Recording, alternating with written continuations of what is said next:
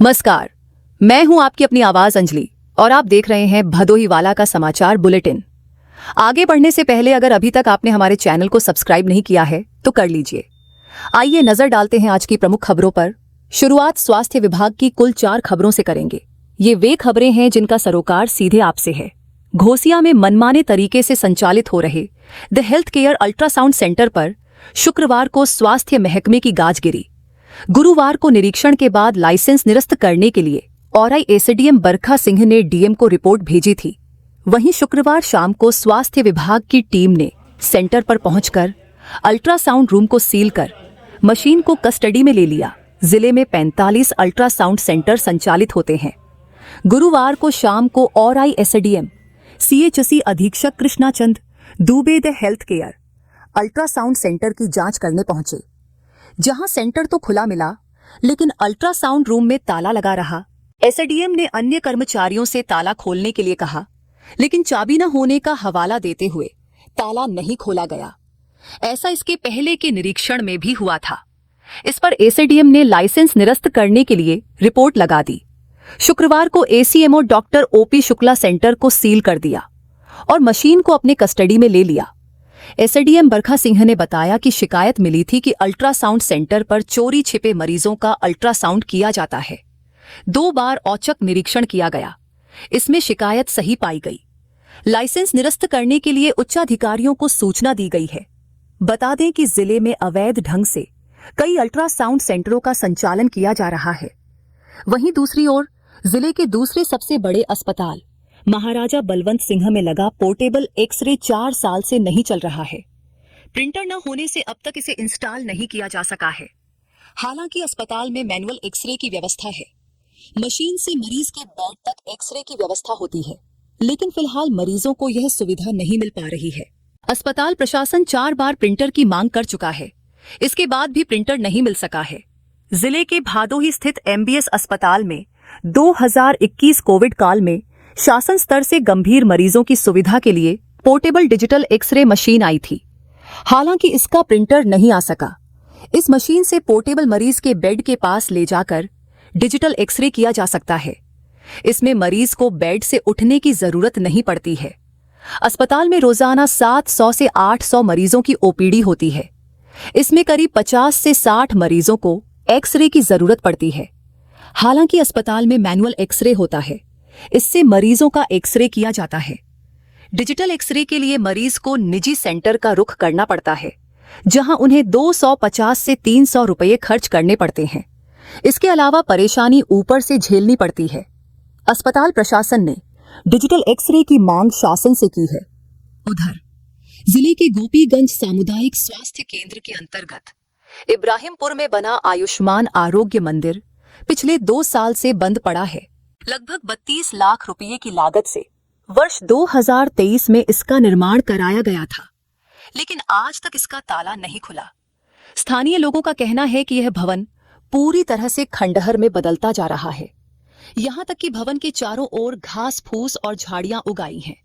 स्थिति यह है कि करोड़ों रुपये खर्च कर बनाई गई यह इमारत अब सिर्फ कागजों पर ही चल रही है। ग्रामीणों ने बताया कि स्वास्थ्य विभाग की लापरवाही के कारण यह केंद्र अब तक शुरू नहीं हुआ। लोगों का कहना है कि अगर यह आयुष्मान आरोग्य मंदिर चालू होता तो स्थानीय स्तर पर मरीजों को प्राथमिक स्वास्थ्य सेवाएं आसानी से मिल सकती थीं। अब जरा इस खबर पर भी नजर डालिए। जिले में कुल 8 होम्योपैथिक अस्पताल चल रहे हैं। इनमें से 3 अस्पताल बिना फार्मासिस्ट के ही काम कर रहे हैं। किसी भी अस्पताल में अगर फार्मासिस्ट न हो तो डॉक्टर के पर्चे के आधार पर सही दवा मरीज तक पहुंचाना मुश्किल हो जाता है। इससे उपचार की गुणवत्ता प्रभावित होती है। ग्रामीणों और मरीजों का कहना है कि 31 जुलाई से फार्मासिस्टों की तैनाती की मांग लगातार की जा रही है, लेकिन अब तक स्वास्थ्य विभाग ने कोई ठोस कदम नहीं उठाया। अब एक खबर आपके अधिकारों से जुड़ी हुई। जिला उपभोक्ता आयोग ने शुक्रवार को भारतीय स्टेट बैंक को शाखा प्रभारी पीड़िता को सेटलमेंट ऑफ क्लेम के 3,34,099 रुपये भुगतान करने का आदेश दिया। आयोग ने महिला ने केस लड़ने में हुए खर्च के लिए 10,000 रुपये अतिरिक्त भी देने का आदेश दिया है। रिपोर्ट के मुताबिक भदोही के पुरानी बाजार निवासी लालती देवी के पति राणारायण प्रजापति राजस्व निरीक्षक थे। वे 2022 रिटायर हुए। 24 अक्टूबर 2024 को उनका निधन हो गया। उनके बैंक खाते में पत्नी लालती देवी नॉमिनी थी, लेकिन बैंक ने उन्हें पैसा देने से इसलिए मना कर दिया क्योंकि उनका कहता था कि इस खाते पर लोन पर है। हालांकि लालती ने इसे झूठ बताया। बैंक ने उनके आवेदन को निरस्त कर दिया। मामले की सुनवाई उपभोक्ता आयोग के अध्यक्ष पूर्व जनपद न्यायाधीश एन.के. गुप्ता व सदस्य डॉ. लक्ष्मी शंकर त्रिपाठी ने की। आयोग ने दोनों पक्षों को सुनने के बाद आदेश दिया कि भारतीय स्टेट बैंक शाखा प्रभारी पीड़िता को सेटलमेंट ऑफ क्लेम की धनराशि 3,34,099 रुपये अदा करे। अब अपराध जगत से जुड़ी 2 खबरों पर नजर। गोपीगंज पुलिस और क्राइम ब्रांच की टीम ने वाहनों से डीजल चोरी करने वाले 25,000 के इनामी अपराधी को गिरफ्तार किया है। पुलिस अधीक्षक अभिमन्यु मांगलिक के निर्देशन में यह कार्रवाई की गई। मामला तब सामने आया जब पिलखुला निवासी लक्ष्मी नारायण तिवारी ने पुलिस को सूचना दी कि ओबीटी के पास खड़ी ट्रक से डीजल चोरी हुई है।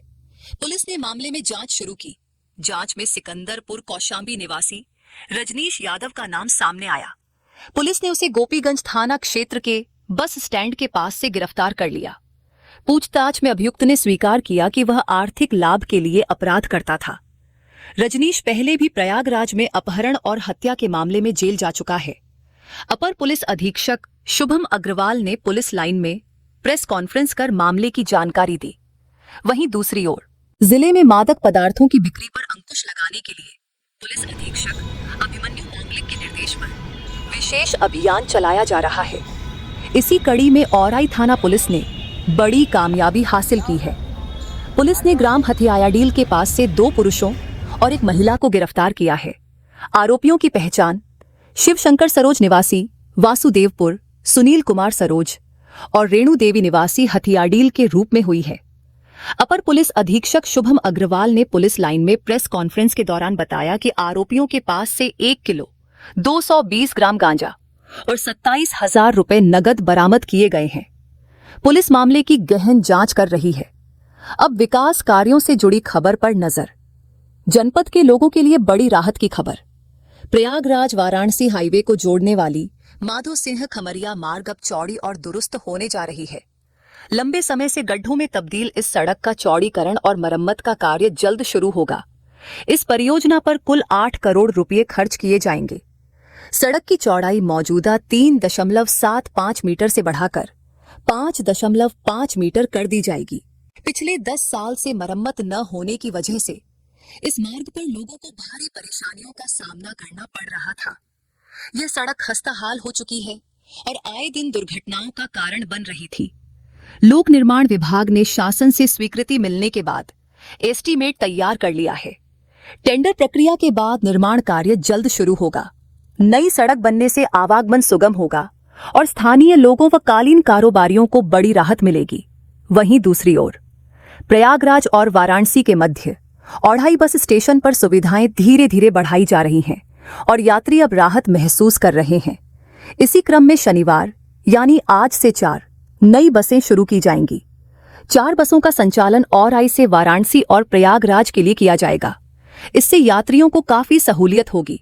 हालांकि दूसरी तरफ यहां 4 नए बसों के ठहराव न होने से लोगों में नाराजगी भी है। प्रयागराज और वाराणसी से आने वाली बसें औढ़ाई बस स्टेशन से होकर गुजरती हैं, लेकिन उनका ठहराव नहीं होता। इससे यहां से सवारियां बसों में बैठ नहीं पाती और उन्हें परेशानी का सामना करना पड़ता है। अब अगली खबर की ओर बढ़ते हैं। जिले में सामुदायिक शौचालयों के रखरखाव और मरम्मत में लापरवाही बरतने वाले 4 सचिवों पर बड़ी कार्रवाई हुई है। डीपीआरओ जिला पंचायत राज अधिकारी संजय कुमार मिश्र ने 4 सचिवों को नोटिस जारी करते हुए सख्त चेतावनी दी है। जिले के 546 गांवों में अब तक 660 सामुदायिक शौचालय बनाए गए हैं। इनमें से कई शौचालय जर्जर हालत में हैं। डीपीआरओ ने आदेश दिया है कि 1 सप्ताह के भीतर सभी शौचालयों की मरम्मत कराई जाए, अन्यथा जिम्मेदार सचिवों पर कड़ी कार्रवाई होगी। डीपीआरओ संजय कुमार मिश्र ने कहा कि सामुदायिक शौचालयों का नियमित उपयोग और रखरखाव अनिवार्य है। मरम्मत कार्य समय पर नहीं होने पर यह योजना बेकार साबित हो सकती है और इसका असली लाभ जनता को नहीं मिलेगा। अब राजनीति से जुड़ी एक खबर पर नजर। भदोही में एनएसयूआई ने शुक्रवार को एक विशेष अभियान चलाया। पायल टॉकीज स्थित एमए समद इंटर कॉलेज के पास वोट चोर गद्दी छोड़ कार्यक्रम का आयोजन किया गया। एनएसयूआई जिलाध्यक्ष शक्ति मिश्र ने कार्यक्रम का नेतृत्व किया। कार्यक्रम में आम जनता से पोस्टकार्ड के माध्यम से समर्थन जुटाया गया। इन पोस्टकार्ड को जल्द ही राष्ट्रपति को भेजा जाएगा। जिलाध्यक्ष वसीम अंसारी और शक्ति मिश्र ने कहा कि यह आंदोलन सत्ता के अहंकार के खिलाफ जनता की आवाज है। जिला उपाध्यक्ष मुशीर इकबाल, सुरेश गौतम और मसूद आलम ने बताया कि यह जन आंदोलन छात्रों और युवाओं के नेतृत्व में नई दिशा तय करेगा।